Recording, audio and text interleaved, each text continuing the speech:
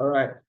Good morning, everyone, and compliments of the season to everyone. I want to believe that you can hear me. Okay. The signal is showing that there's what you hear. Okay, but Yes, just someone to confirm.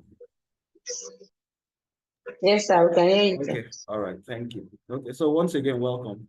Um, we've been having this webinar series. I think this should be the eighth one. We've had 7 altogether. Though the first one was more of for the engineering, those in the engineering field. All right. So, but this particular year, kickstarting. Actually, I'm kickstarting with a topic I treated at the beginning of last year. So I felt that it is just important. And then based on several discussions around it, quite a number of people just felt to start with this topic this year to help us, because so far we've looked at about 7 series in the business of fashion, and we focused more on finances for all the last 6 series, and this 7th series to still in finances as well. So that this is not a lot towards how do you determine the price you fix for your product. That's what the topic for this afternoon is focused on. And I think if we're able to get this right, especially as small business owners, small fashion business owners, then it helps us to begin to re-strategize such that we'll be able to reach especially our financial goals and overall organizational goals as quickly as possible. Because it is interesting to note that a lot of small fashion holders shortchange themselves, thinking that they're making money. But at the end of the day, it's not. But don't let me jump ahead of myself. We will run through as we go together this afternoon, and we'll be able to see and make necessary adjustments where possible. So I'm going to share my screen. So once again, welcome. It's a very good year, 2025. And can I quickly say this, that please, I know that a lot of people have said 2024 was tough. And the truth of the matter is that 2024 was pretty tough in terms of what's it called? In terms of the policies of government, but everything this year is going to find its level. So I don't really see any much new policy the government is going to introduce. They've introduced a lot of it last year, maybe quite a few new ones this year, but this year, a lot of things will settle itself. But you'll also find out, as fashion designers, a lot of people that naturally will take their jobs overseas are now coming home to get their jobs done. So I think it's better to position yourself strategically to be able to take the benefits that these policies the government is putting in place is also affording us. So it's not all bad in itself. There are very good parts of or benefits in terms of the policies of government. So it depends on whatever you're seeing, then helps you to take the necessary advantage as the case may be. And I hope that you are ready to hit this year, to hit the ground running this year. So let me just share my slides so that we get straight into the business of the day. Sorry, just a moment.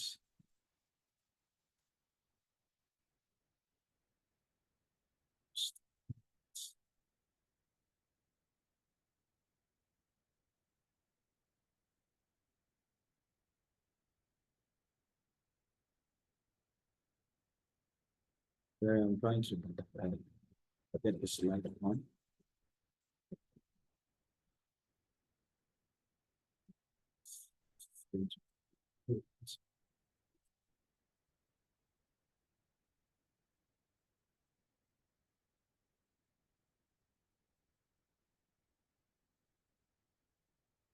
Sorry, just a minute. When you depend so much on technology, it's at that point that it tends to like fail. Okay, Wait, I think we should be fine. Yeah, let me ask, can you see the screen? Yes, sir, we can. Okay, all right, good. Wait, sorry, I'm trying to. Okay, all right. So I'm sure that we can see the screen now. So that's the topic we're looking at. The business of fashion. Like I said, this is number 7. So we've treated 6. And like I said earlier, we've zeroed in on finance all throughout these 7 episodes. Interestingly, from next month, we will move to another aspect of the business, more into administration and management. That's what we'll be looking at, which I tag the business of fashion season 2. Then we'll have episode 1, as many episodes as we can go on that from next month. We'll be looking at administration and management. So now, like I said, the core area we're focusing on right now is getting your pricing right. But before then, I always like to do a recap. This was the first webinar series that we had, positioning for the big boom in fashion from farm to the wardrobe. It actually x-rayed the entire value chain of the fashion industry. Like though focused more to the engineering, those in the engineering field, whether students, technicians, or those who are practicing in the engineering field, to see the opportunities in this budding industry in Nigeria and to see where they can pitch their tent and take advantage of. So even though you might not be an engineer, but I'm sure that you can still get 1 or 2 things from this particular training that will be of benefit to you. So this is where we started on the business of fashion. We looked at where the money is in fashion. And it will be very interesting for you to note that where the money really is not what most of us are really looking at. It's more in the information that you're able to sift out from your business, and you can actually focus your effort into that area where the information is telling you this is where you get your money from, and you can zero in on it and generate a lot more revenue from that, rather than pursuing other people and following after other people's shadow of where they are telling you the money really is. So I think it's a good topic for you to watch, to listen to. Again, we looked at here, know your trade. That's the second of the series of the business of fashion, know your trade. And this is actually x-rayed more of what are customers asking from you vis-a-vis what you are passionate about doing. And one of the things that you will notice is that what you are oftentimes passionate about doing is not what the customers are asking from you. Oftentimes, I'm not saying all the time, but oftentimes. So it's important if you are in business, because the whole purpose of business, apart from serving a need, is to generate revenue for you to earn a living and to build the business and possibly to impact your community, as the case may be. So you need to understand that there's a difference between hobby. Hobby is what you like doing. The business is what generates revenue for you. So, but if you're able to have a meeting point between your hobby and business, then that makes it makes it a lot more easier for you, which means that you are earning from what you enjoy doing. But you find out most oftentimes when it comes to business, what customers are paying you for is different from what you are really, really passionate about. Then we looked at financial literacy and the need for us to be financial literate, because when business is about money, it's just simple. Business is about money. It's money. It's as simple as that. Business you reduce all your activities must reduce to naira and kobo, since we are in Nigeria. But if you want to talk internationally, you can talk about maybe in dollars and cents. So it has to, and that's the reason why we have to be financially literate. I pity people when they say that I don't like mathematics. It's good, don't like mathematics, but like business maths. Fine, just like business maths, like the business part of mathematics, so that you can do well in business. Then number 4, we looked at understanding basic financial terms. When people lump a lot of things together in their business, for example, they take a loan in the bank and they are classifying the loan as income. You know, it's a whole mix. And most oftentimes people get themselves into trouble without even knowing the trouble they've gotten themselves into until the entire business crashes, or they are just struggling and what have you. So here you'll be able to understand at least some basic financial terms, like what is an asset, what is a liability, what is an income, what is an expense. And I'm sure that it will really be useful for you as well. Then number 5, we looked at financial habits. There are habits that we must imbibe if we want to have business success. And so we extracted quite a number of habits. We extracted quite a number of habits in this particular topic, like savings, budgeting.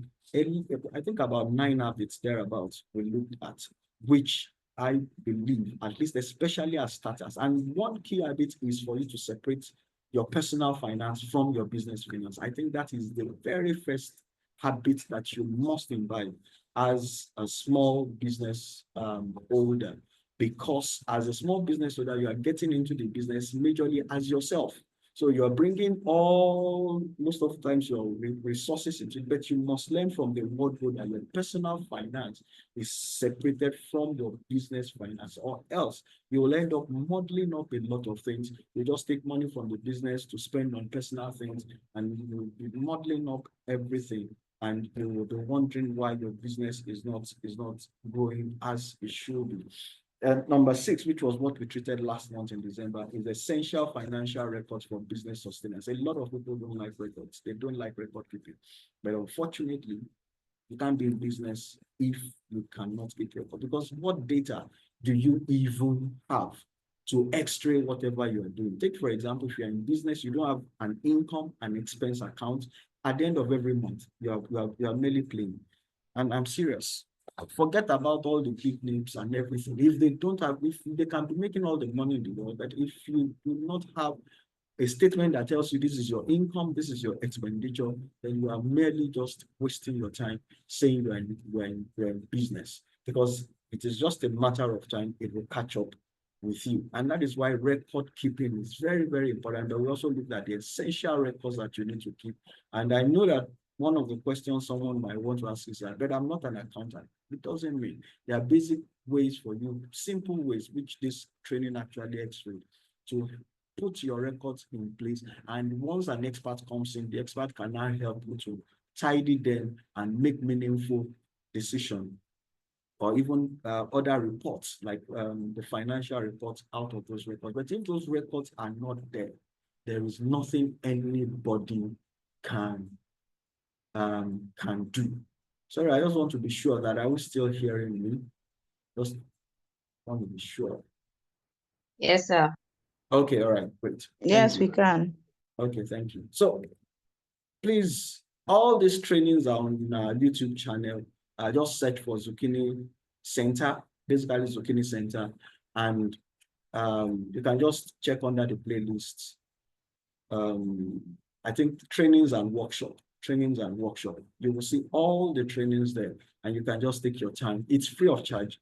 You can take your time to pick on any of the training, or just watch them after the other, because it is one is a foundation for the next, such as all the 7 are foundation for what we are taking through today. And please also subscribe as well. Thank you. So we'll get straight to business of the day. Get your pricing right. Get your pricing right. Now, pardon me, sometimes I like to talk, but if it is a training, it's always good to follow a template so that you stay on track. So the scope of our training this afternoon is, number 1, to design a pricing system. The training is designed to expose fashion designers to design or to have a pricing system for their products. Number 2 is to identify and understand the factors that are deployed into their production. Identify the cost and profit elements in the, I think something is wrong there. In setting the price of their product. Identify the cost and profit elements in setting the price of their product. apportion revenue from the product into different accounts. All right. So those are the things that this training is actually looking at. So let's take it. The background. The difference between a hobby, I think I said this earlier, the difference between a hobby and a business is that hobbies, you love what you do.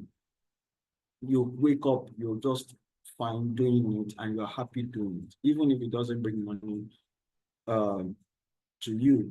You just love doing it. That is hobby. But when it comes to business, for business, it ensures you generate an income and to earn a living. You will find out that hobbies, after a while, especially if you do not have sources of revenue to take care of yourself, to meet your needs, you become frustrated. You become frustrated at the end of the day. So, and that's the difference. But when you love what you do and it earns you a living, then you have an advantage, which means that what you do is a hobby for you and you're also earning from it. Then it becomes you are at an advantage. Why? Because it will seem as if people are paying you for what you like doing. But I can tell you that not everything in business is what we would like doing. But unfortunately, as a starter in business, because it is you, and one advantage that you have as a starter in business is that you are able to understand an entire scope. You know, I was discussing with a doctoral student in the University of Ibadan who was looking into researching, picking a research in the area of fashion and garment production and fashion production as a whole. And I was telling the person that think of any production company that you can think of. I said, fashion is also a production company. I said, the challenge we have with fashion is because we are looking at Dangote for example. This Dangote refinery is not different from a fashion, if your own fashion company, let me put it that way. Despite the fact that Dangote refinery is set on a mass expansive land, while yours is in one shop. But what you don't realize is that the entire process that is being run in Dangote by different people or different departments is the same process you run in that your small shop. The only difference is that you are the only one doing all the processes. That's the difference. And well, again, another difference is the fact that what Dangote is producing is crude oil to their finished products, kerosene, petrol, while you are using fabrics and producing into clothing items. You will find it interesting that the entire process that Dangote goes through is the same process you go through. The difference is just simply the scale of what you are doing and the number of people involved in it, and that's just the only difference. So if you think of any production outfit, your company, your business, as small as it is a production company. Except if what you do is to buy and sell, then that's a different ballgame. That's a different ballgame entirely. But if you buy fabrics and you produce them into clothing items, you are into production. And you should see yourself as maybe the Zara's of this world, the Victoria's Secret of this world. But understand, and that is the reason why you have to deploy the very same mechanism at a simpler level or at a local level to whatever you are doing. Sorry, Zara, I'm using Zara because Zara is one of the big fashion companies in the world. Zara they will keep their records adequately. They will do the accounting appropriately. You have to do all of those things too. They do supply chain management. You do that too. You go to the market, you buy fabrics, you ship, thank God for technology now, you ship your product, sometimes even overseas. That's supply chain management. So, and that is the reason why you have to be conscious. Don't just sit down and think that, oh, because it is just a small shop. You cannot understand the amount of task that you are putting yourself through as one person in that local, sorry, if it is okay, in that local shop. So, and that's the reason why you find that people tilt towards, a lot of fashion designers will tilt towards, yes, I just want to cut, I want to see. They don't bother about their record keeping. And you'll find out at the end of the day, they are leaving everything to chance. If chance happens, then we grow. No, you have to take, business is predictable. If you do this, and this, you will arrive at this, and this. It is just simple. Very simple. So let me move on. So it says that if you are undertaking a business endeavor, it is important that the business is generating revenue. That's one thing that makes business different. Business must, apart from it is serving a need, but it must also generate revenue. It is important. It is important. If whatever you are doing is not generating revenue, then it is not a business. Then, and the revenue must cover for the expenses incurred in the business, not expenses incurred outside the business, not your own expenses. It must cover for the expenses incurred in the business such that there is a surplus or what is called profits. However, if you are not generating profit, especially because if you are into production, you might not likely going to generate profit in the next first 1 to 5 years, depending on the magnitude of the business that you have set up.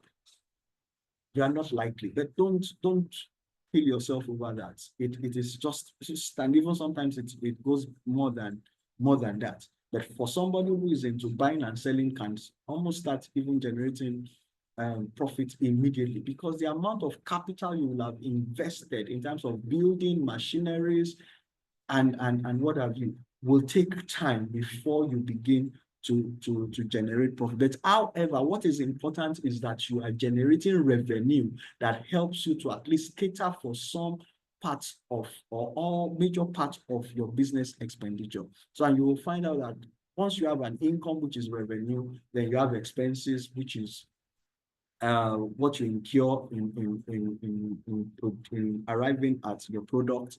Then you either have the profit, and the reason why the loss is in bracket is because in accounting, anything in bracket is negative.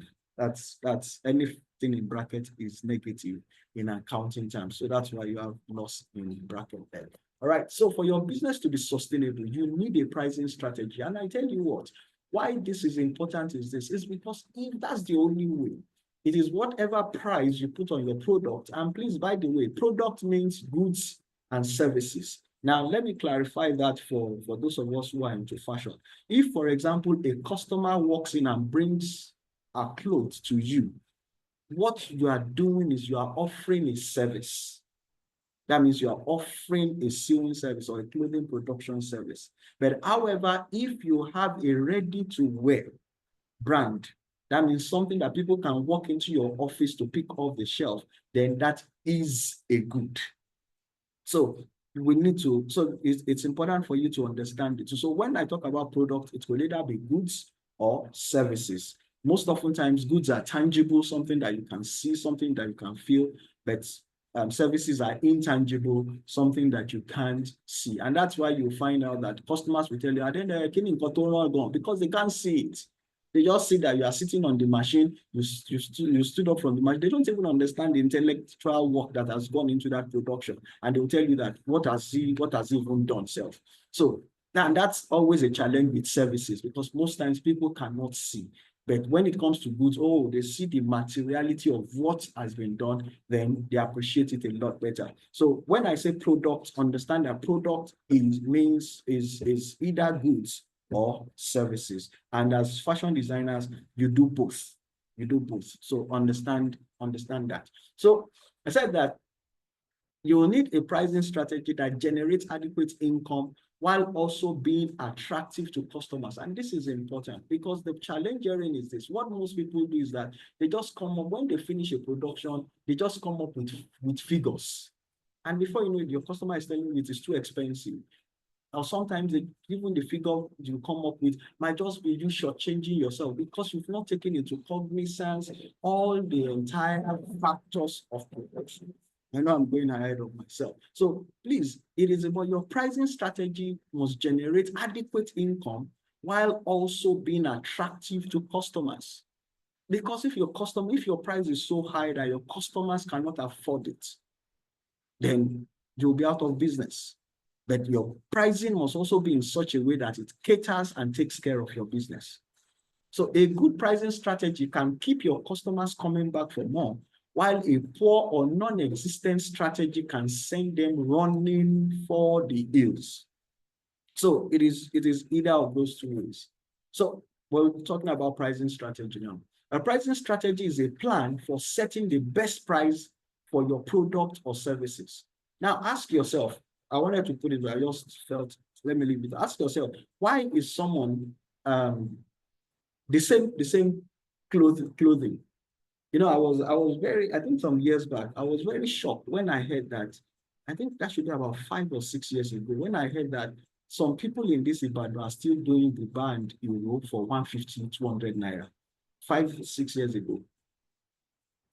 5, 6 years ago. I was very shocked.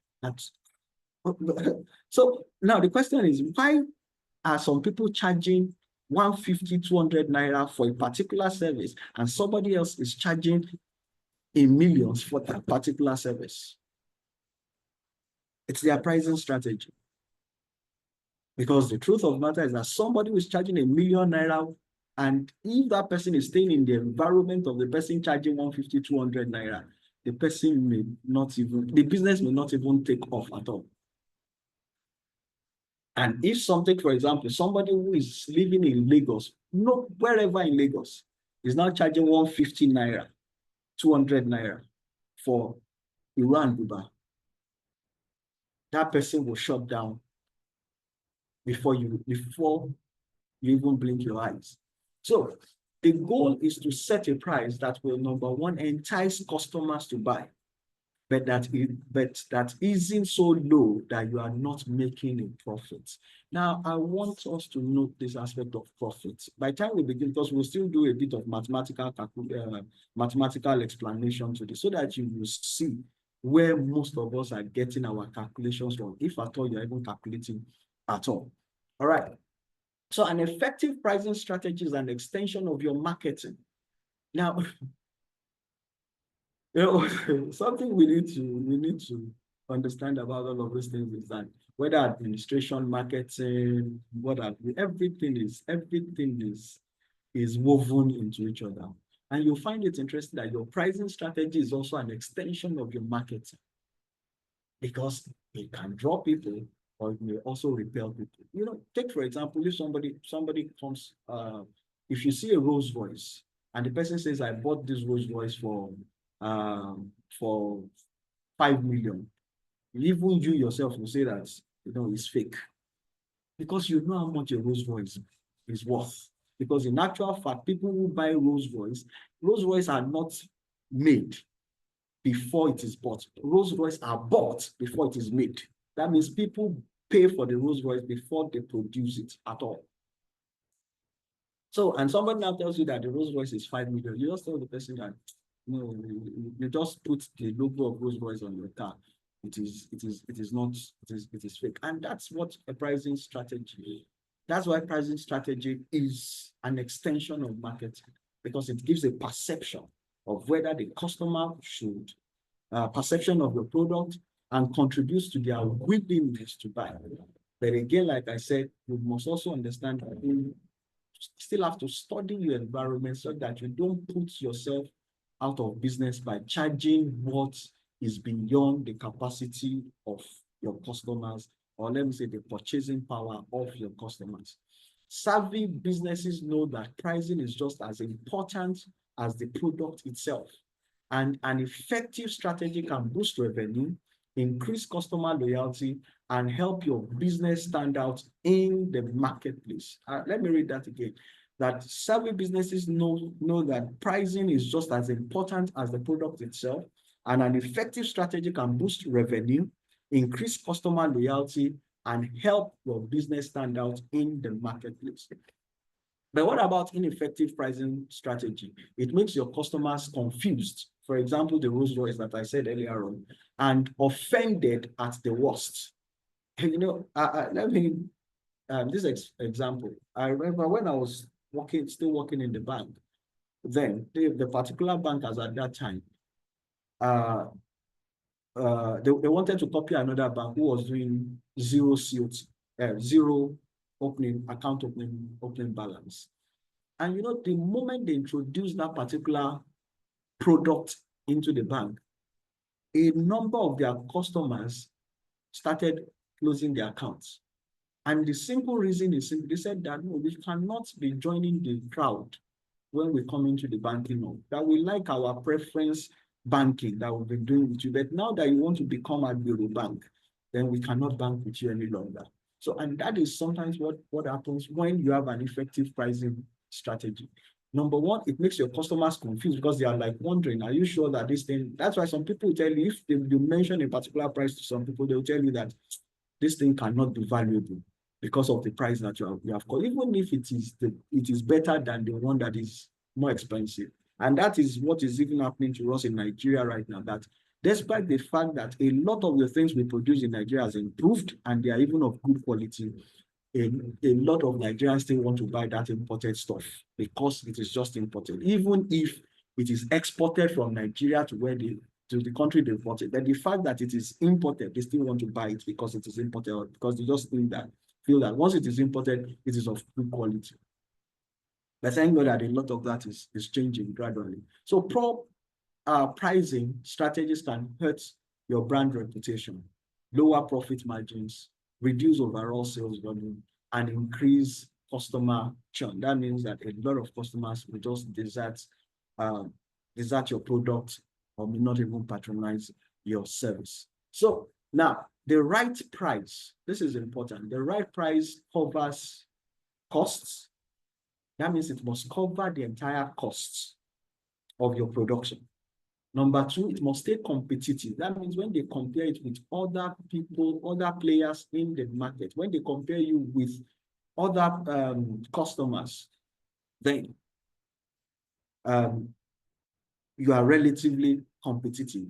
Then number three is that it must ensure that you have a profit. Those three, your right price must cover those three areas. Number one, it must cover your cost. It must make sure that you stay competitive. Then number three, it must ensure that you have a profit at the end of the day. Now I'm digressing. I know some people will be thinking, what is factors? You should have done this in economics when you were in secondary school, or maybe commerce, for those who were in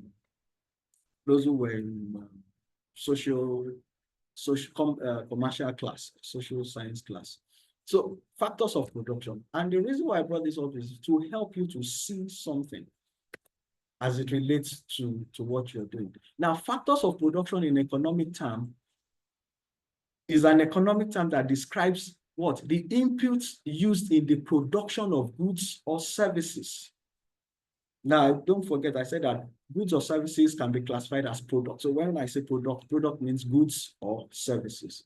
It says what? To make an economic profit. Now, in this particular, the factors of production are what? Number one, land. Ask yourself, do you use land in your factors of production as a fashion designer? You rent a shop. The shop is on a land. You use your house. The house is on the land. So you do labor. Now the labor will be if you employ somebody, or the labor can be you. Most often times as small fashion owners, we are also the labor. Number three, capital. Now I need to explain this capital. This capital does not necessarily mean money. This capital actually means the resources that you deploy in production, because you don't use money directly when it comes to production, but you use the money to get the things that you need for the production. So it is not talking so much in terms of money, but in terms of what you use money to get. For example, you have machines, that's capital. You buy other raw materials like fabrics and everything, that's capital. Then, and number four is entrepreneurship. That is the skill that you bring into the business. And of everything, now you'll find it amazing that of everything, land, labor, capital is common to everybody, but most often times what makes every business unique is entrepreneurship.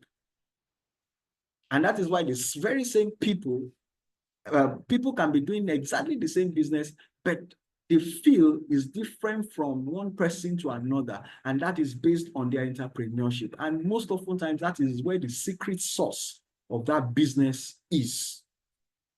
That's where the secret source of that business is. So it's very important. So you need to understand this. Once you understand this, that, oh, land, okay, I rent a building. And then again, another thing I also want you to get from this is that as a business, you must also begin to make projections that someday you will own your own property for your business.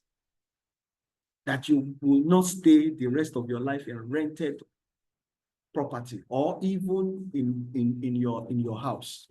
You must have the mentality that someday your business will be an entity on its own that has its own properties. It's very important for you to have that at the back of your mind. Then I also added this because technology is now, we are in the world of AI. And so it's reshaping a whole lot of things. And it's also important to know that. So while technology is not directly listed as a factor, technology plays a vital role in influencing production. Now, take, for example, you can sit down in your space, call somebody because we're in Ibadan, call somebody at Aleshiloye or Baggy Market, and the person, what have you done? You've used technology, you've used your phone to contact them, possibly maybe use WhatsApp. You send a picture of what they want. They send what they have back to you. If you're okay with it, you send it back to them that you are ordering this of so quantity. They send you the account details. You pay into the account. They get maybe a bike man or an Okada person. The Okada just gets the delivery of that product. You've not even left your place. What have you used there? You've just only used technology. If you get to even advanced or bigger companies, you see that when you even get to their manufacturing floor, you see that all that they deploy is machines, robots. Robots are the ones operating their production flow process. And that is what technology has done for us. Technology has a fairly broad definition and can refer to, number one, software, hardware, or a combination of both used to streamline organization or manufacturing process. There is what is called smart manufacturing. One of these days, maybe it's my fault really because I've not been sharing, but I also wasn't sharing because I know a lot of people won't, especially in fashion, they won't see the relevance of it. Maybe now that you have a broad mindset of the fact that you are in the production business, then that helps you. There was a time, if I get the link, I'll share it with us on the various platforms, where they brought in somebody from who is a graduate of industrial and production engineering, and he talked about smart manufacturing, the use of robotics for manufacturing. And you must also begin to think in that light, as your goal and aspiration for the business that you are in. And there are even still little things. Why do people prefer to use industrial machines as against manual machines? Well, in terms of exercising, sorry, this is just me. In terms of exercising, instead of going to the gym, it is better for you to use the manual machine. So you know that you are being productive and at the same time you're exercising yourself. But in terms of productivity, you use the industrial machine because that doesn't stress you at all and possibly gets the job done faster and neater. Well, the neater part of it is the person handling the machine, really. So you understand? So you'll find out that and you even have today that you have machines that all you do is program the details into the machine, put your clothing there, it gets it done. That's technology.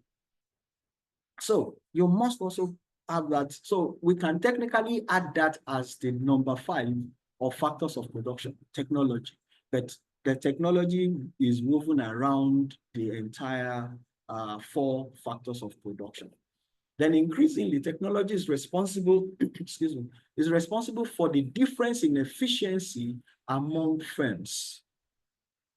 How much clothing do you think that you can produce all by yourself on a manual machine? How much clothing do you think you can produce? Take, for example, I think here in our office here, we have this industrial knife cutter. Rather than use scissors and you're cutting one by one, do you know how many piles of clothing that will cut all at once? It saves you time, saves you a lot of energy, and it gets the job done as quickly as possible. It says, to that end, technology like money is a facilitator of the factors of production. The introduction of technology into a labor or capital process makes it more efficient. So please don't be rigid about the fact that they do it this is the way we've been used to doing it. The world has moved, and it gives us a better advantage to be able to do things a lot better and a lot easier, and to be more effective and efficient. And that's what technology is really. So in simple terms, when you talk about technology, technology is just simply doing something a lot faster, or let me say, being efficient, a lot more efficient and effective. That's what is technology. Before now, you have to travel if you have to get messages across, but with a phone, you sit wherever you are, you get your message across, and it saves you money, it saves you time, it even saves you the risk attached. Now, so I couldn't find something on fashion, so I used agriculture.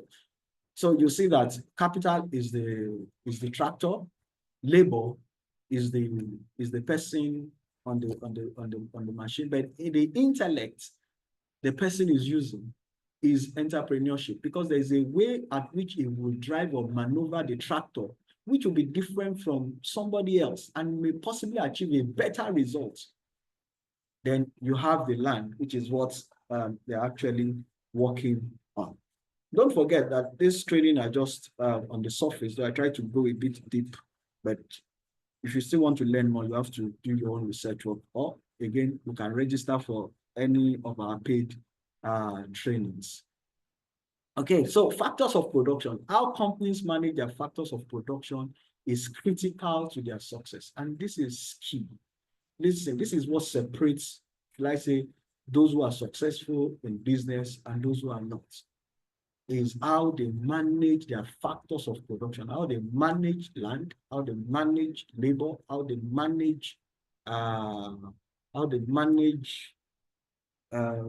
capital, how they manage enterprise, even the skill that they deploy into the process. You can't compare somebody who is, if two people are into mass production, one person is using scissors, another person is using an industrial cutter. The difference will be glaringly clear, except the person who has the industrial cutter doesn't know what he or she is doing. So I brought this here just to show us where the future is going to.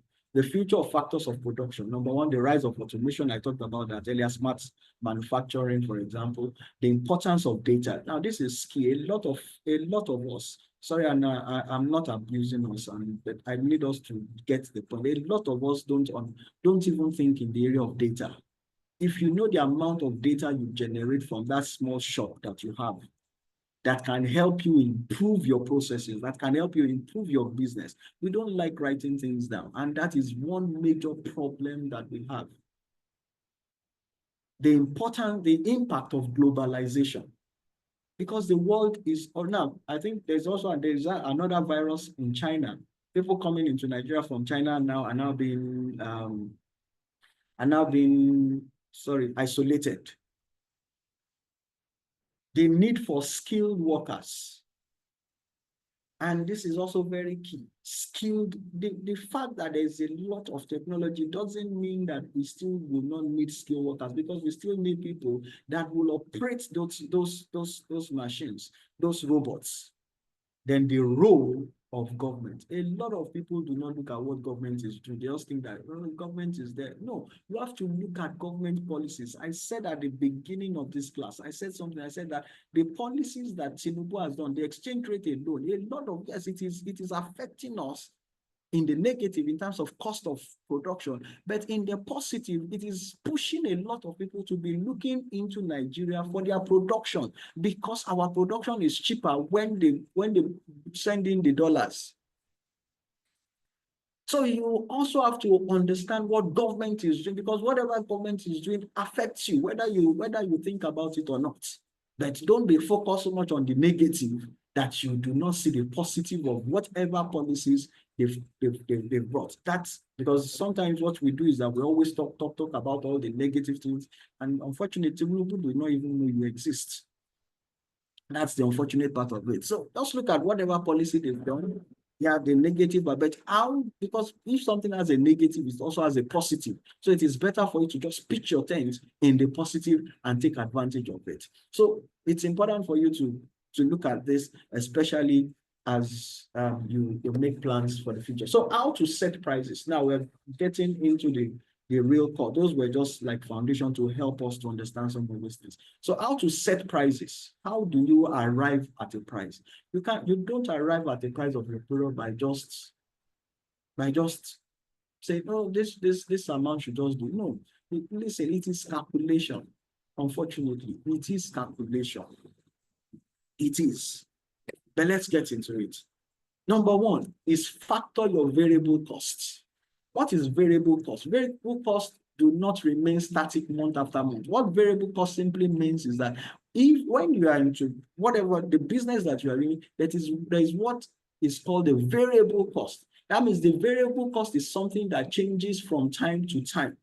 It changes from time to time. Take, for example, fabric changes from time to time. Unfortunately, even right now, it is even crazy. You can get to the market this morning and the price will be different from what you get in the afternoon. So it's a variable cost as relating to your business. So instead, they change. So variable costs change in relation to the number of products you sell. Now, another thing that also affects variable cost is the fact that if you are buying something in bulk, you will find out that you're able to reduce the price as against somebody that is buying something in units or in pieces.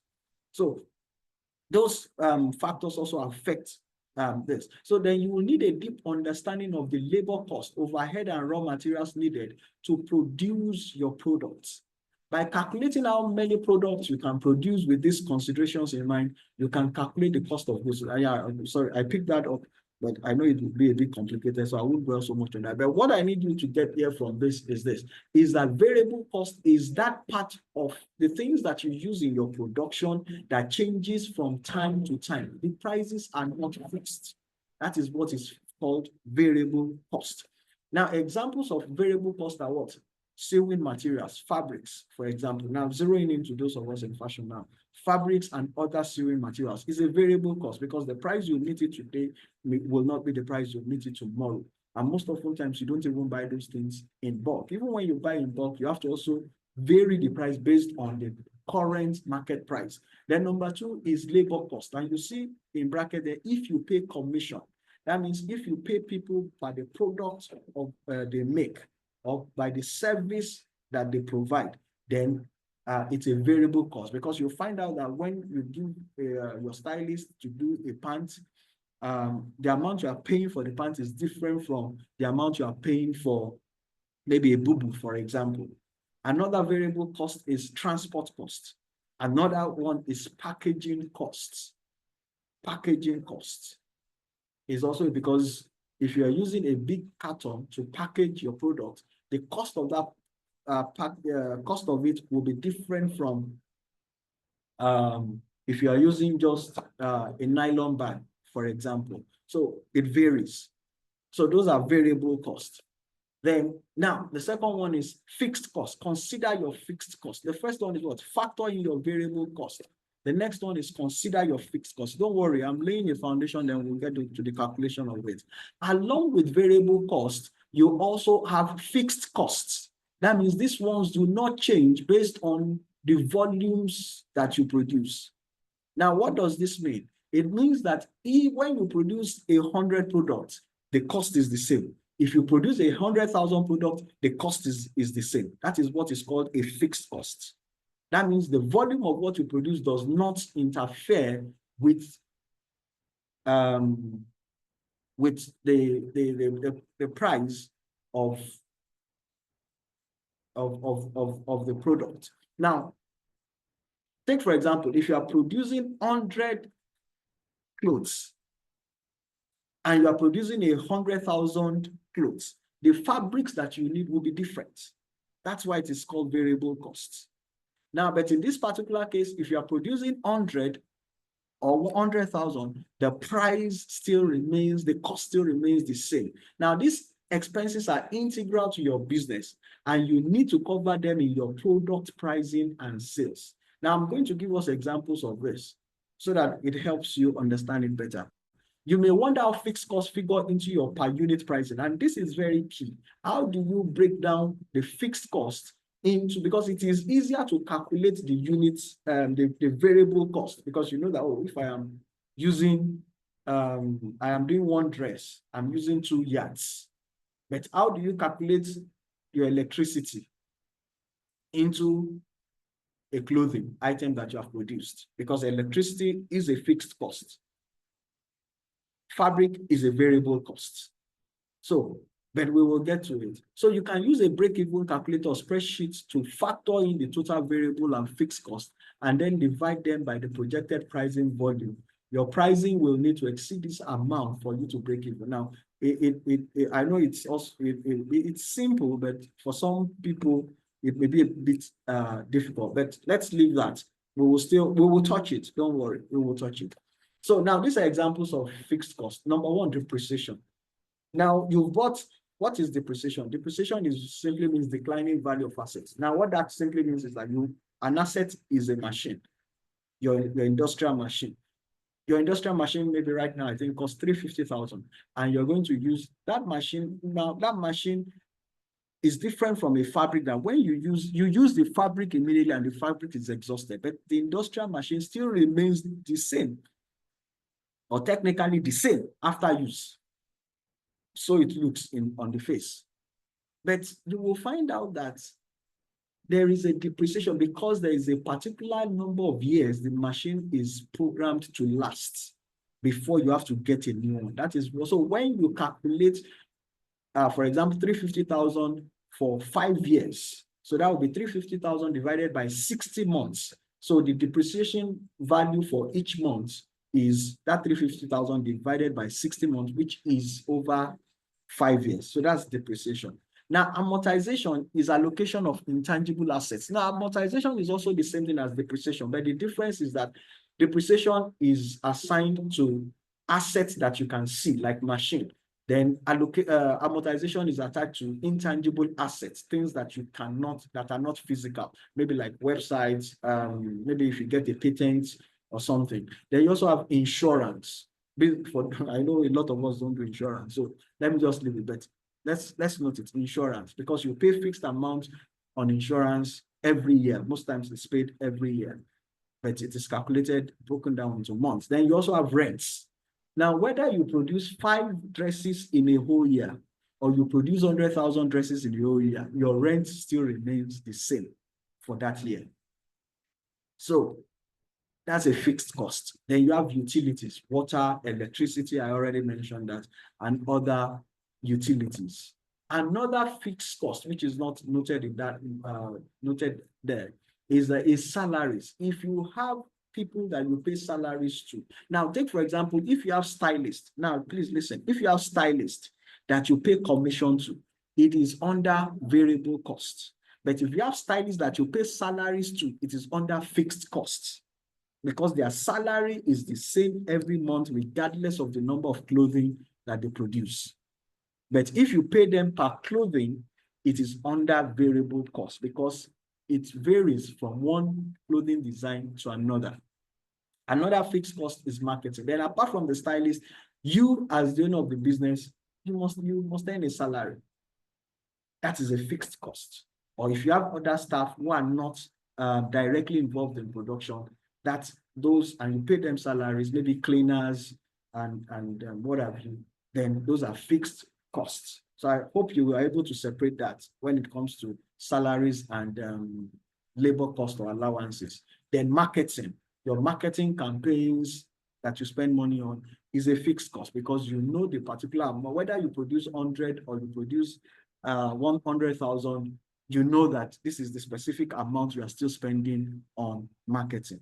Then another operational, there might be other operational costs, if for example, stationaries, of other office expenses that you might incur are also under fixed cost. So please note, as far as your production is concerned, there's what is called variable cost, there's what is called fixed cost.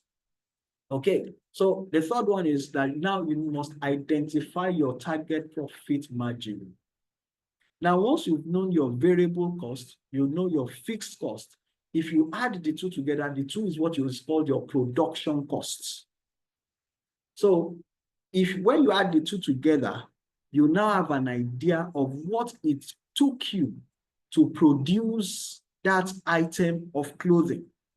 Now, if, for example, you've produced maybe 10 clothing at the same time, the same clothing, except for those who are into ready to wear, the same clothing, 10 of it at the same time. For you to determine, once you've added the variable cost and the fixed cost together, what you now divide it by the number of clothing, which is 10, that now gives you your unit cost for one item.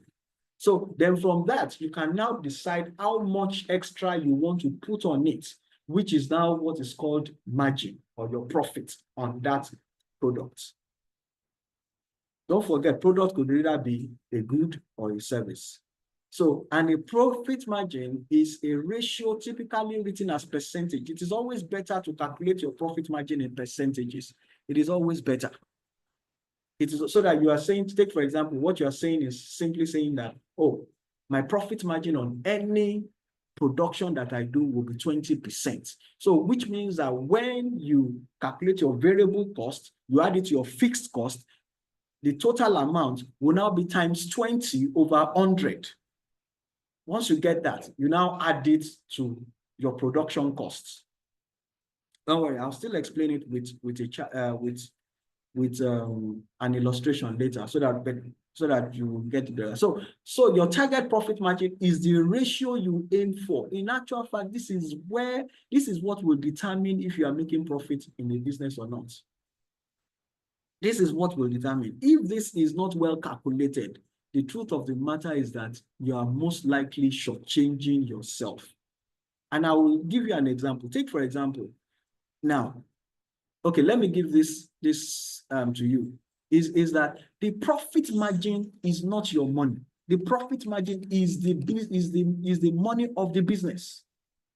Now, you now ask me a question. Somebody might ask me a question and say that, okay, where is my own money in this? Your own money is either in your labor costs, if you are the one sewing the dress, or in your salaries.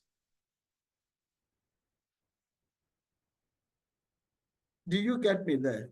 Your money as the worker in the business is either in your labor costs or in your salaries.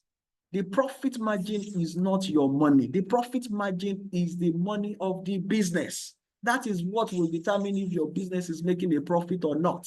So what happens most often times is this: by the time you've done all your calculations, what you call your profit margin is actually the money you will have paid somebody for doing the work, if you are not the one doing the work. So at the end of the day, your business does not have anything. Let me leave that, because I know I'll still touch on it later.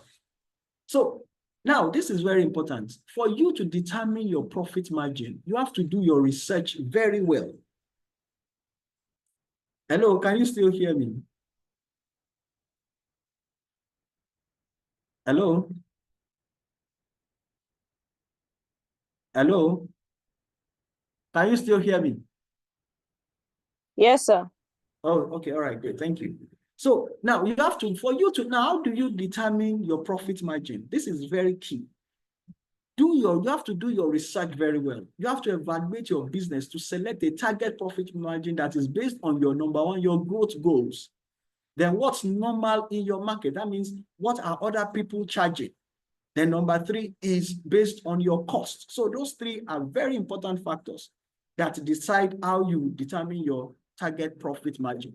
Now, let's look at these three. They are actually like about 16 or over 16 pricing techniques.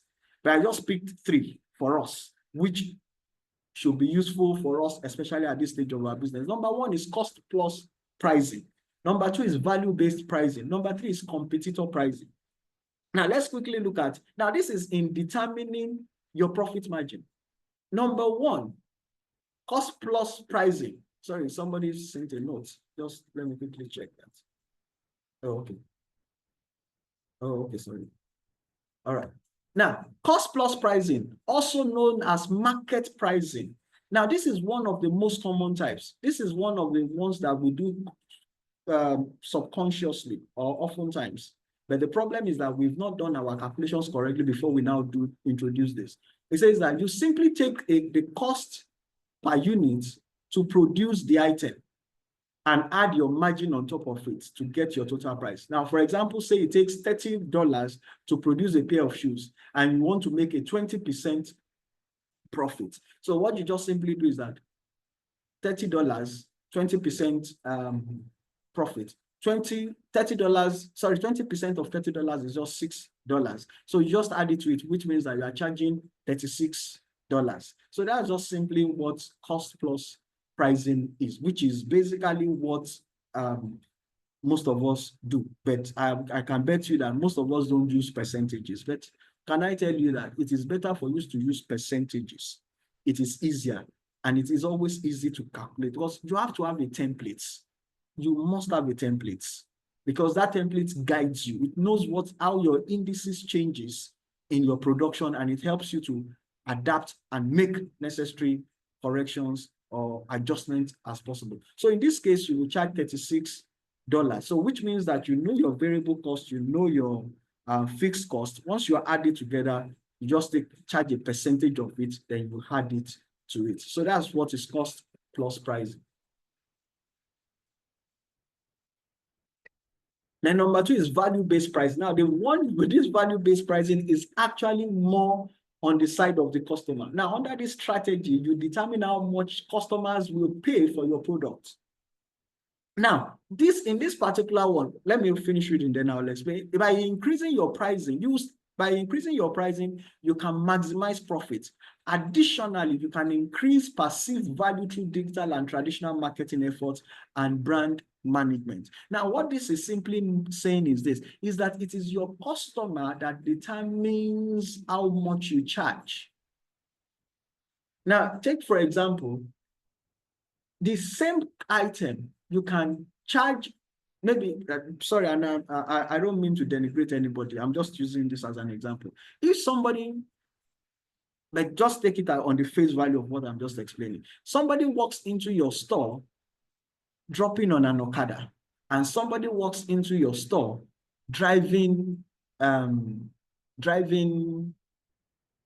a BMW, for example, and they are coming into your store to ask for the same service or to buy the same item.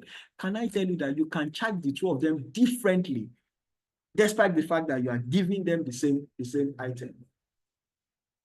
Based on, because what you'll find out is that, and like I said, I'm not saying the person that has come on Okada is not. Sometimes the person may be richer than even the person in BMW, or might have a perceived value than, but I'm just using that on the surface, this example on the surface. So now, because you will find out that the person who is coming in a BMW, who wants to buy that product, will tell you that it is cheap if you are selling it for $6, for ₦6. Whereas for the person who is coming on an Okada, it is okay at that ₦6, but you've also made your profits.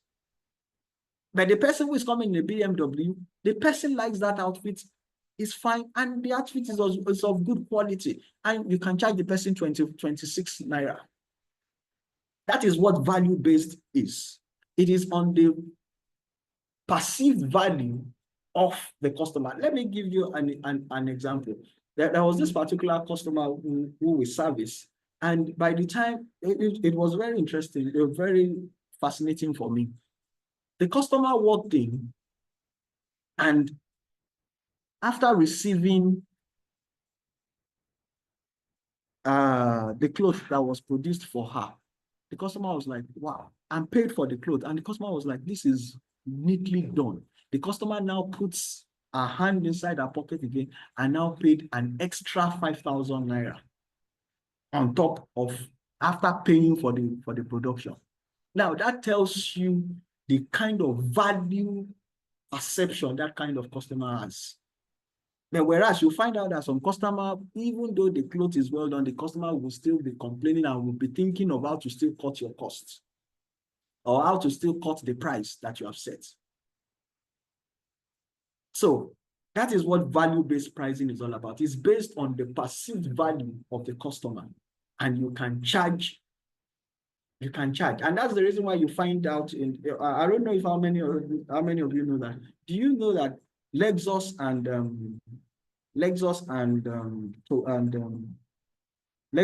Toyota, normal Toyota brand, is the same, is produced by Lexus, produced by Toyota. But a Toyota car is not as expensive as a Lexus. In actual fact, the same engine, it is the same engine that is in the two cars. The same engine. The one that will baffle you the most is BMW and Rolls-Royce, the same engine in the two cars. The one, people pay for it before it is produced, and the other one is peanuts when it comes to to the pricing of it. It is value-based. Take, for example, Rolex wristwatch, very expensive. That can also come under premium pricing, premium-based pricing, very expensive. And it is not as if it is still the same time everybody will look at. And even the components will not be as expensive as an ordinary watch. But because there's a value-based perspective or value-based perspective to that particular product, people are willing to pay more for it. And I use another example is the iPhone products, Apple product, iPad, iPhone, compared to the regular electronic gadgets. So you also need to understand that. Additionally, you can increase perceived value through digital and traditional market. Now, I know a lot of us are into digital work, but please make sure that your product is fantastic. You can, because the moment people buy it once, and people can go on social media and mess up your entire business. So please make sure that while you are projecting whatever you are projecting, you even have to be careful, because nowadays with the kind of resolutions of the phone cameras, it may alter the color of even the outfit that you have produced. You have to be careful so that this is what exactly is produced that people are seeing, so that you don't end up digital platforms enhances whatever you put on it. So you have to be very careful that whatever you've produced physically and you are shipping to the customer is exactly the same quality as to what you have projected on those platforms. Then number 3 is competitor pricing. Now, don't forget, the first one is all about you. That means that is cost plus pricing. That means it is all about you. You are the one, you just decide that, oh, okay, this is my cost, my production cost after adding your variable cost and your fixed cost. Then you are putting a percentage on it. Then, so that is just you. Then this value-based is influenced by your customers, how much they are willing to pay, how they perceive the value of what you are producing for them. Now, it is still in percentages, but you'll find out that the percentages in this particular case will fluctuate a lot more based on the kind of clientele that you have. Then this number 1 is now based on your competition, competitor pricing. This strategy focuses on undercutting or meeting the price of your competitors. I think this happened in December between NNPC and Dangote. You find out at the moment Dangote reduces the price of petrol, NNPC will also go lower. So that's what is competitor price. That means you're looking at what your competitors are doing, and you're saying that, oh, I can't afford to charge more, or else my customers will go to somebody else. But that is also why you have to understand your customers. It is very important for you to understand your customers. So this is determined. So this strategy focuses on undercutting or meeting the price of your competitors. For example, if you sell an electronic product for $400, then your competitor sells it for $375, you may adjust your price down to $375 to match the competition. Now, so that is what competitor pricing is all about. Like I said, there are about over 16 pricing techniques, but I think this is just okay for us. Now, the fourth, another one is this, is we've talked about variable cost, we've looked at fixed cost, we've looked at how you determine your profit margin. You also have to factor in government tax into it. Unfortunately for us, we have an administration that is coming in and they are most likely to be heavy on taxation. You have to get prepared. Now, the tax cannot be borne by you. The tax has to be borne by the customer. And that's the reason why you see that. I don't know how many of you maybe use one of these banks. Right now, by the time you are pressing their short code, they're already charging you 6 naira 98 kobo without even the transaction commencing yet. They've already charged you 6 naira 98 kobo. You will, when you go to places like ShopRite, you will see on their slip, you will see VAT. So you also have to embed it into your pricing system as well from now. It says you should have it in mind that government must receive a part of the revenue you generate from the sale of your product. It's very important. You must have it now. Have it at the back of, impute it into your pricing system right now. This is often called value-added tax. Now, I'm going to explain that quickly. Value-added tax is a consumption tax charged on the supply of all goods and services other than those listed as exempt in the first schedule to the VAT Act. VAT is a tax on spending, which is borne by the final consumer of goods and services because it is included in the price paid. So that is VAT. It says the seller is required to include the VAT element separately indicated in the tax invoice, collect with the price of the goods and pay over to the government. Right now, tax is 7.5%. I think if by the time they pass the law, it's moving to like 10, maybe 15%. If it changes, you have to add it, 15%. Now, but this is the difference. This is the difference. Because what you will see is this. When you go to, now, okay, let me read this and I'll explain. It says, it is rather fascinating that most small business do not think of factoring this into their product price. And most of us don't do it. In some cases, when we do, it is calculated after the price is set. So which means that when you are writing your invoice, you write the price of your product is 10,000 naira. You now write VAT and now say VAT 7.5. And what you now find out is that the customer will tell you that I'm not paying VAT, I'm just paying 10,000 naira. But however, what you will see in ShopRite, for example, is this. When you get to their shelf, you see the price as 10,000 naira. But when you now collect the receipt from the cashier, you will see that the price of the product is actually 9,000, maybe 750, and the VAT is 250 naira. So which means that they've already put the VAT in the price that you are seeing on the shelf. And that is the way you have to also set your price. Not something that you'll be calculating after. But however, please understand this. If you are somebody that is involved in bulk projects, that means that you get contracts. You have to write the VAT separately on the invoice. They may decide to pay, they may not pay. That's fine for bulk project. But for your own, you have to factor in the VAT so that you've already told the customer that the price of this product or this service is 10,000 naira. But however, when you are now issuing the receipt out, you can now put there and say that the product is 9,500. The VAT is 2,500 naira. Then you know that when you calculate 7.5 of 95, it is not 500. I'm just using that as an example. But you have to already factor in, and you see how to do that. Okay, so now we're getting to the mathematics of it now. Don't worry, some of us are already, but just relax. Just relax. Okay, now, like I said, the first point of it is what? Variable costs. Variable costs are the things that changes based on the volume that you are producing. So if, for example, you are producing 100 pieces of clothing, 100,000 pieces of clothing, what are the items that you are going to make use of that their prices are going to change? Because you can't use the same item for 100 pieces for 100,000 pieces. So those are variable costs. So you need to understand them, and those are simply sorry, I didn't put it here because fabrics, your fabric is under variable cost. Like I said, your labor, if you pay per clothing, is variable cost. Your transport cost is variable cost. Your packaging cost is variable cost. So those are your variable costs. So you must be able to itemize them, know the prices for it, write them down. Then after that, also identify what are your fixed costs.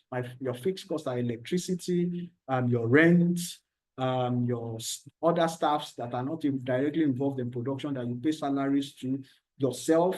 Now, please listen to this. If you are the one doing the clothing production, you have to pay yourself as if you are giving the job to an outsider. You must earn that income for yourself. That's not for the business, it's for you. And because you also perform other administrative functions, you also must earn a salary. Please get it clear. But however, don't overpay yourself because it is you. What is the required fee that you pay if it is an outsider that is doing it? That's the best way to calculate it.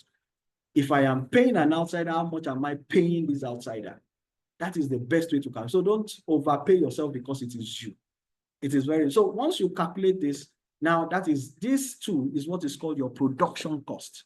Now, one of the things we found out in our own research over 5 years of looking at our records, what we found out is this.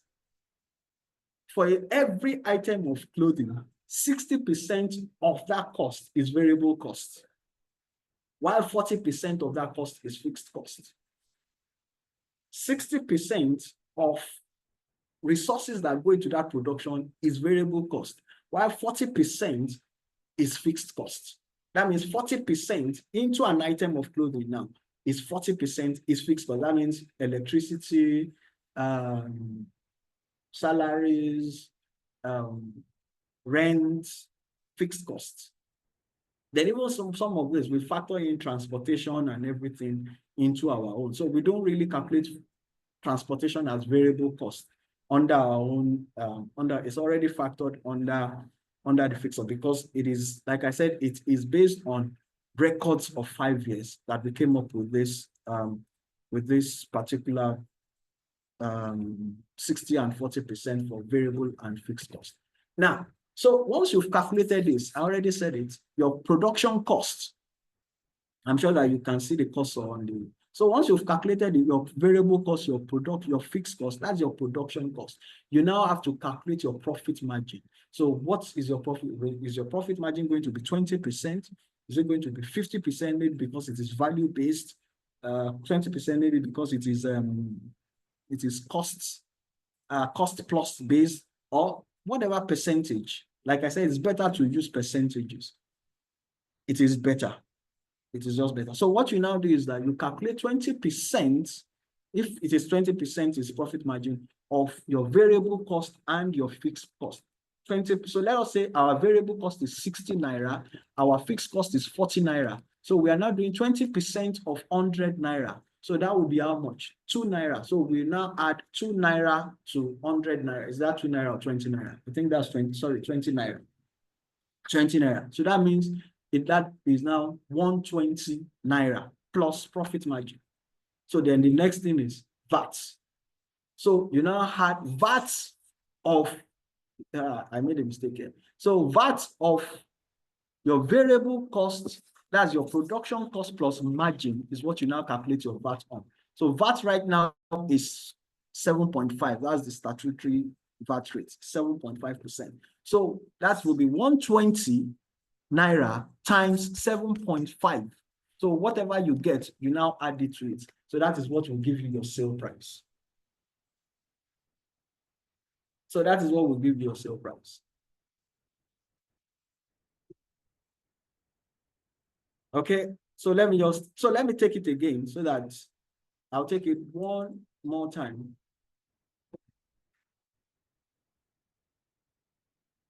So that we understand all the English that we've been speaking since. This is the simple calculation of it. Variable cost. Sorry, I won't take this again before I move on. Then maybe we can ask questions later. So the first thing is understand what is the variable cost. Variable cost simply means that the price of that input will change based on the quantity of what you are producing. And like we said, your variable cost, fabrics, then somebody might ask a question that, okay, in this particular case, the customer is the one that brings in the fabric. You will be the one to buy other materials like stay, hemming gum, thread, and all the rest of it.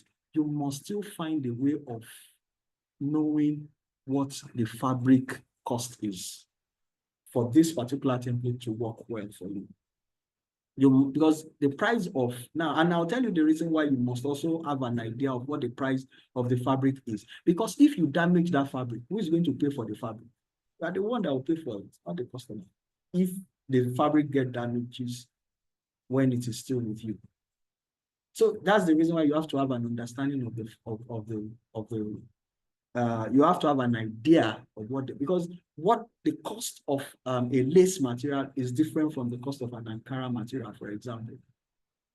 So very important, your variable cost. And like I said, your labor cost, if you are paying commission for the production, if you are the one, that means you are the one earning that will do the production, you are the one earning it. Very important. Then number two is fixed cost. Fixed cost, the fixed cost is not easy to calculate, I can tell you. And that's why we came up with that mathematical calculation. But you may not be able to get it deeply, except you really sit down. I've given us an idea that you can work around that idea to get how to do to work out the calculation, because it is not easy. How do you've paid for rent for 1 year, how do you calculate it into one item of clothing? It's pretty difficult, and that's the truth.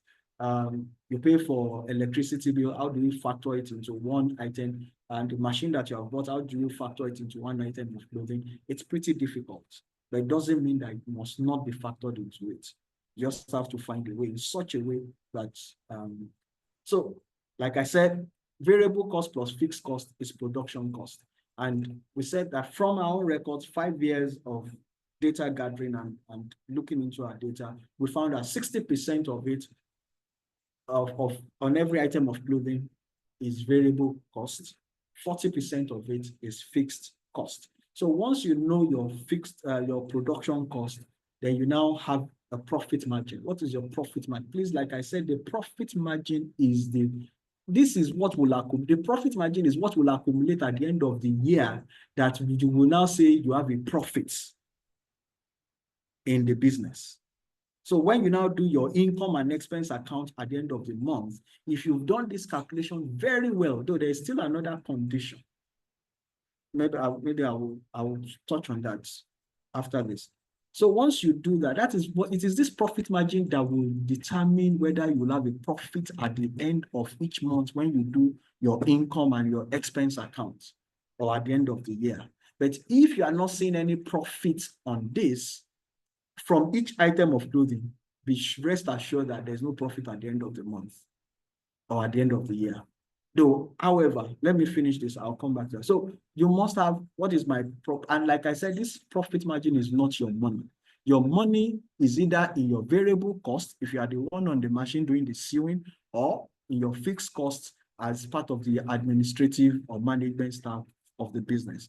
Then your profit margin is the money that goes into the business account or into the sinking fund account of the business. Then I said, then 7.5%, VAT is 7.5%. So you can play with your profit margin. You can make it 20%, you can make it 50%. You know, there was a particular research I was doing some time ago, and I found that for jeans, I don't know if it is still now, but for jeans has a margin of almost 300%. The jeans that we buy and we wear, has a margin of almost 300%. Jeans, a margin of 300%. And that's the reason why when you see them do discounts, you think that, oh, people, they are still making their money because the margin on it is already crazy to start with. So once you have that, your production cost, then plus your profit margin, you now calculate 7.5% of production cost. 7.5% of production cost and margin. That is what will give your VAT. You put it there, then once you add everything together, you now have your sales price. That is what the customer is going to pay for at the end of the day. Now, I think this simplifies all the stories that we've been saying since morning. So in conclusion, okay, now let me quickly come back. Another thing that will determine this is what was explained. Sorry, I have to move back a bit. Let me see if I can get it.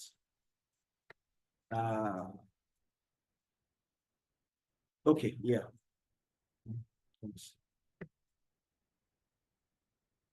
Yes, this is what is explained here. Because another thing that you have to also understand is that for you to also hit the profit mark in your business, there must be a minimum requirement of products you must sell. So because you have this calculation doesn't mean automatic. Because if, for example, your total, for example, let me say your rent is 500,000 in a year, for example. That 500,000, you have to break it down into the number of clothing that you must meet to even break even. So which means that if somebody is doing, okay, take for example, if your own rent is 500,000, B's rent is 500,000, and B, your own production in a year is just 50 pieces of clothing, and somebody else is doing 1,000 pieces of clothing, your business may not be profitable at the end of the year. So that's the other side of because you must meet there must be a minimum required production or sales you must meet to be able to cross the profits line. But however, while you are working towards the minimum sales, what I have just done with this training is to help you to know how much each clothing should be priced. Then you can now know how many of those clothing or services that you have to sell or provide for you to be able to hit your price, because your fixed costs, that's the problem with the fixed cost, because your fixed cost is fixed. Your variable cost, you can always play around with that. So based on your variable cost, you'll find out it's easier for you to hit profit, but you must also consider your fixed cost in terms of the quantity of product or services you need to provide to be able to hit profitability. So that's very important for me to explain them. So now, when setting prices for your product, it's important to do your research. Like I said, consider your cost. That is very important. What is important is that you have to cover your costs. It is very important. And you must know all the costs in your business. You must know all the costs in your business. Some people will say that the banks are charging this. If you know the amount of cost the banks, I don't know if you've entered into any bank and the place is not air conditioned. It's the customer that will pay for it. It is the customer. If you go to the shopping mall, for example, you'll find out that the same goods that you buy outside, which is cheaper, the reason why it is expensive is because of the ambience they are providing. It's the customer that will pay for it. So you must understand the entire cost that you have. But please, as a private business owner, you have to be careful so that you don't bring unnecessary costs into your business. Then, please, this is also important. Use data to determine what works for you, not just your thinking, not just because your friend says, you are just wasting your time. Me, I am selling this product for, you are not that person. Then number two, you also may not have the kind of network the person has. Please, so then you must also understand the environment in which you are playing your business. So very, very important. Using these tips, you can set a strong foundation and feel confident as you make changes along the way. So this is not cast on stone, because once you are test running with it, you will see what works. You can be varying, especially your profit margin from time to time. You are varying them and you're seeing how your customer is responding. You're adjusting until you know what really works for you. Then number two, I said that observe your sales data and adjust as needed. Tracking sales will help you assess whether you've priced your products correctly. You have to track, you have to have, and not just on your head. It must be data that you can see, and somebody else can even help you to come in to help you see, analyze, and guide you appropriately, but not just on your head that, oh no, this, because sometimes you find out that maybe you've not even marketed your product enough, and that's why you are not even getting the right customer to patronize the product, because you'll find it interesting that if the product that somebody else is complaining for, another person will just buy it without even flinching, without even thinking about it. The person has paid into your account and there's no problem. Are your products selling out quickly, or is inventory not moving at all? Inventory is just goods in stock. That's what inventory is. Goods in stock. That's what inventory is. So if you have your goods there, okay, you have to check. Is it because my prices are high? Especially if you know that you are doing well in terms of your marketing campaign. Why are my goods not moving? Is it because it is the prices are high, or what is it? Then if your sales are either very high or very low, as a whole of an individual product, you likely have an opportunity to adjust your pricing. If your items are flying off the shelves, you might have priced them too low. If they aren't moving at all, your price will be too high. So you just have to look at some of these indices for you to identify. But the template is still the template. You must still know your variable cost. You must know your fixed cost. What you easily can play with is your profit margin. And that's why I said you use percentages. You can do 20, 30, 40. You can do 500% if your customers are willing to pay for it. But your VAT is fixed, 7.5%. Try increasing or decreasing your product prices accordingly, but do so in small increments. Find a price that works for your business. This means that you have a steady flow of sales and you are able to keep up with production. Keep in mind that if you decrease prices, you still need, this is important. Even when you decrease prices, you still need to maintain a healthy profit margin. You must. That means that after you've taken out your variable cost, you've taken out your fixed cost, you must still have something extra, which, like I said, is the profit. And you've also taken out the VAT, which belongs to the government. So leave yourself room to go up or down based on sales trends, rather than filling stock at the lowest price point you can offer. That's where the aspect of marketing comes in as well, because you also have to market and ensure that you market to the right people that can afford what you have on offer. So I think that's where the trainings ends. But if anyone is interested, we actually have designed a pricing template using the Excel sheets. Like I said, it's from years of data that we've collected and researched. And some of the calculations I explained to you are already preset on that template, but it goes for 10,000 Naira. So thank you very much for listening. I want to believe that the class or the training has been very, very beneficial to you. I want to stop sharing now. I want to stop sharing so that if Thank you so much, sir. If anyone has a question, thank you so much. Anyone has a question, if anyone has a question, you can please just raise your hand so that it is not module. You can feel free to ask. Anybody has a question?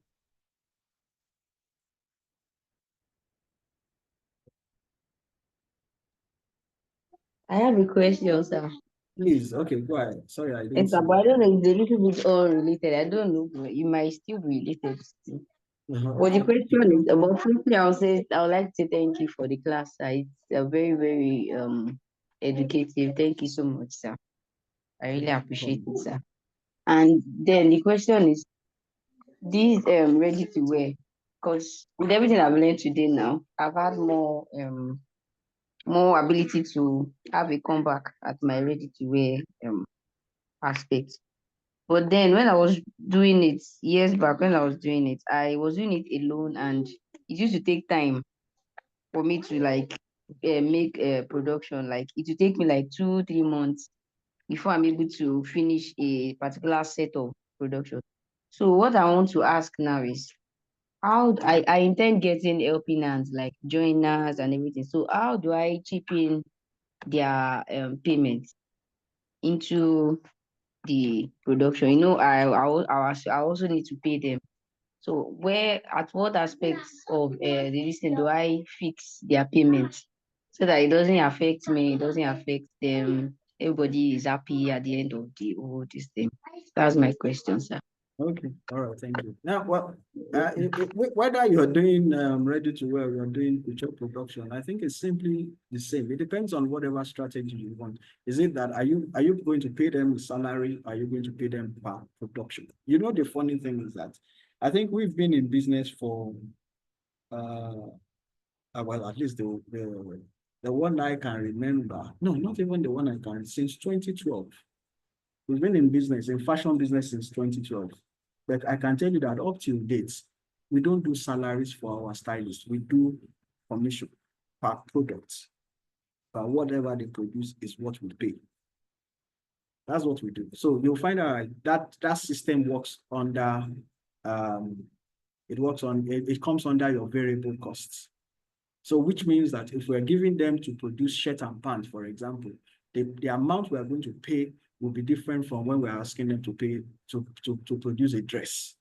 So, but that's what we've been doing since 2012. We pay them per product. And that's why I said, even you, if you join them in the production, you also have to align with the amount that you are paying them. So you don't say that, now because I'm the one producing, I have to now take times 2. No, you pay yourself and make sure that you pay yourself.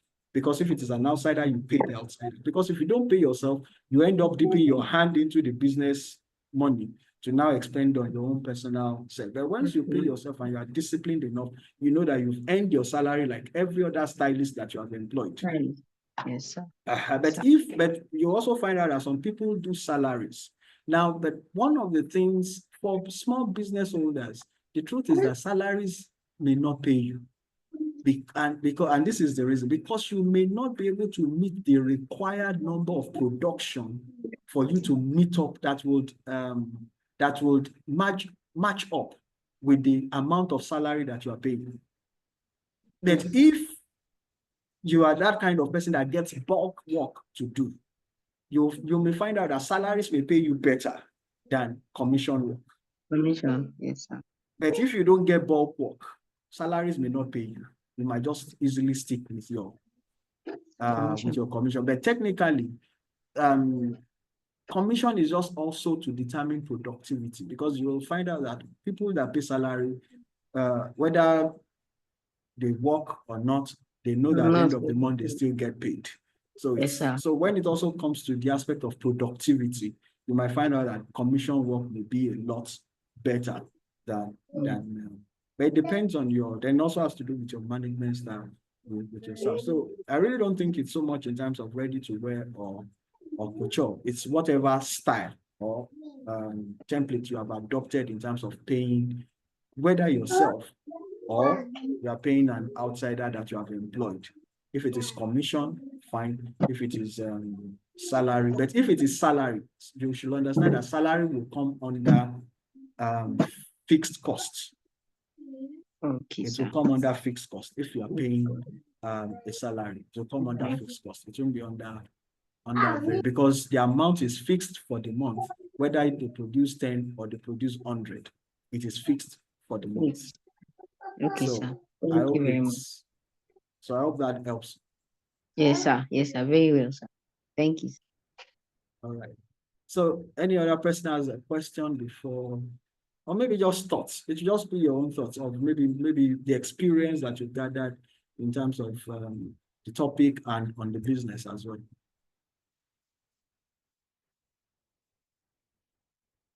Now, don't forget, I said that this topic is, most of the topics we are treating is just treated on the surface. There's still a lot of work that has to be done, in-depth study that has to go into it. Hello, sir. Yes, please. I want to ask if we can get the materials used in teaching. The slide. The soft copy, yes, sir. The slide. Okay. Yes. If you, how do we do that? How do we do that? Okay, this is what I'll do. I don't think there's okay. Okay, I'll give you. Let me just for every. I'll drop the WhatsApp I'll drop the WhatsApp number on the group. Okay. So you can send me WhatsApp and it will be Okay. sent to. Okay, sir. Thank you, sir. Yeah, I think the WhatsApp number is already, but please, WhatsApp, strictly WhatsApp. All right, sir. So yeah, so but you can get the video. The video will be in the next 48 hours. The video will It'll be be on on our Facebook. YouTube channel. YouTube. Okay. Yes. So you can watch other trainings that we've had Other as well. classes, yeah. Yes. So once you get to YouTube, just search for Zucchini Center. You I followed, So- I subscribed already. Oh, okay, great. So in the next 48 hours, the video, Okay, this particular one there as well. Okay, sir. All right. So any other person has a comment, question?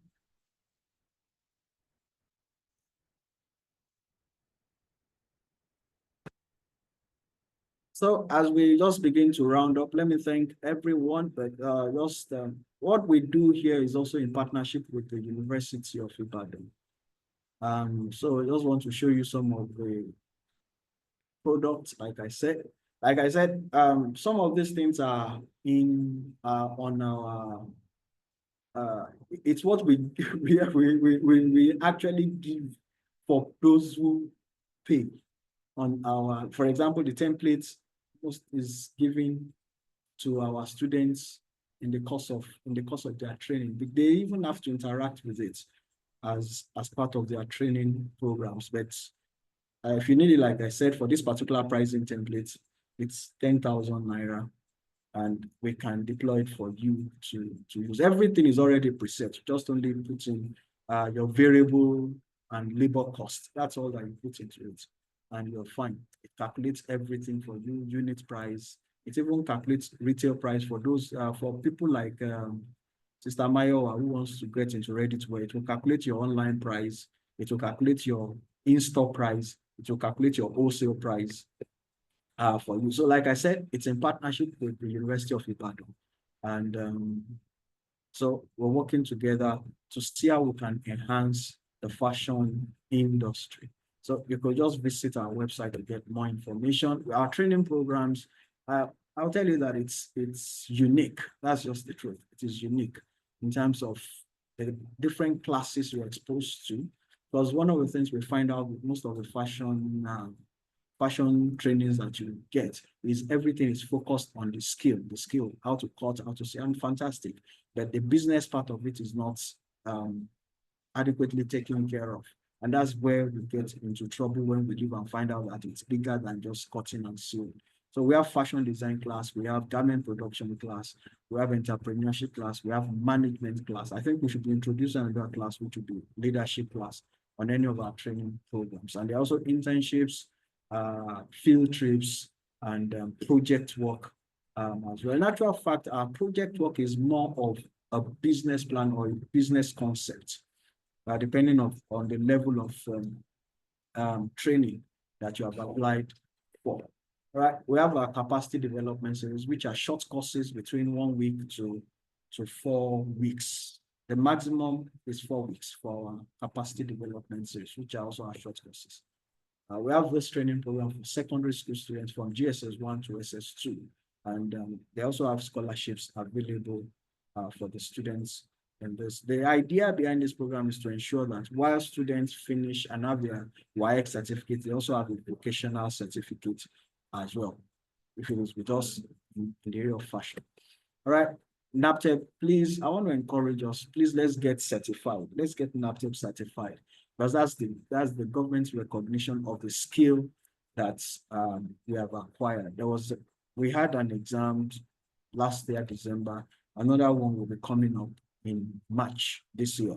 So I think application should come maybe by the end of this month or early next month. So please and the certificate is recognized both in Nigeria and outside the country. It's issued by the government, but you have to sit for the examination. We also have this facility, the Tailors Cafe, which we run where small fashion owners can access workspace, enjoy modern equipment to do their work, rather than spending so much money to set up their business and they are not sure of their clientele yet. And so we have one facility at Rainbow. We have the other facility right inside the University of Ibadan. We have our consultancy services, an area of business development, business management, processes, setting up processes in the systems, funding and business management, as well as research and feasibility studies. So let's take advantage as well. So once again, it's a pleasure having everyone this afternoon. And I want to believe that this training has been very, very useful for you. Like I said earlier, in like 48 hours maximum, the training will be on our YouTube channel for you to watch again. So till next month, and next month, I said we'll be starting a different series, which will be on the area of administration and fashion management. So I hope you would check with us. So please subscribe on my YouTube channel as well. And you can also follow us on every of our social media platforms so that you can keep abreast of happenings with what we are doing and the strides that we're taking. And I also tell you that we have a lot to learn from. We are SON, Standard Organization of Nigeria certified. We have a certification from Standard Organization of Nigeria. We have a partnership with the University of Ibadan. We are also certified by NAPTEP. So there's a whole lot that we have engagement with the United Nations as well. So there's a whole lot that you can learn from us.